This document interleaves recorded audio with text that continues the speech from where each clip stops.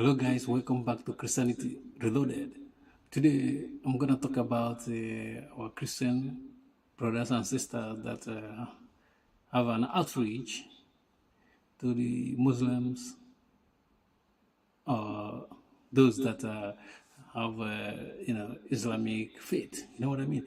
Today, I'm going to talk about those, our Christian brothers and sisters that are not doing the right stuff. The approach that this common approach I see among these people are not good. This approach is wrong to approach Muslims in that way. But some of them think like this their approach is the best way. But I'm gonna tell you why it's the wrong approach. We shouldn't be using this approach. And the approach I'm talking about is when you are going after individual, like Muslims that are, prominent figures among them, or those that are online that talk, do dawah. When you start to talk about their private life, talking about private life of anybody cannot convert a Muslim to Christianity because you're talking about maybe a prominent Muslim person. No, because if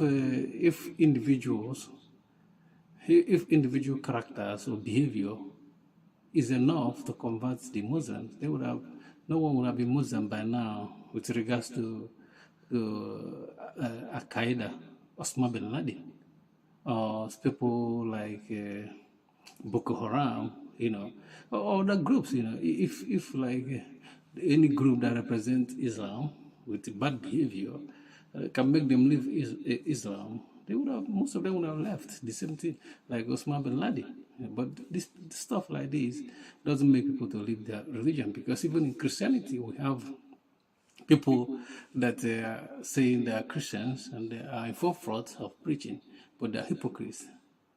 They have like their behaviors when people discover how they live their life. They see that these people live a terrible life. And even among the 12 apostles, Judas was, he committed suicide. He was taking money from the purse, but no one is going to leave Christianity because Judas Iscariot committed suicide. So talking about this, going about their personal life, doesn't convert any Muslims. That you're talking about somebody's personal life, even if the person is prominent, it doesn't change them. So I don't know why some Christians are always talking about private life of those people that do dawah, that are not doing that their behavior are abnormal, or they have like a terrible behavior. But this kind of stuff is just gonna get view from Christians. It's not gonna change heart among the Muslims, because we know that even in Christianity we have some people that did the terrible stuff, and some of them are priests, some of them are even bishops. You know what I mean? Some of them are even pastors. They did something like, if people look at it, if people look at individual, if their faith is based on individual, they would have lost their faith. I'm not saying like people doesn't lose faith, but I'm talking about people that lost faith. It's just among them, not like Christian, among the Christians. Some people, because of the behavior of those people that call themselves men of God or priests or bishop, they lost their faith. But it's not like they lost their faith to join other faith. You know what I mean?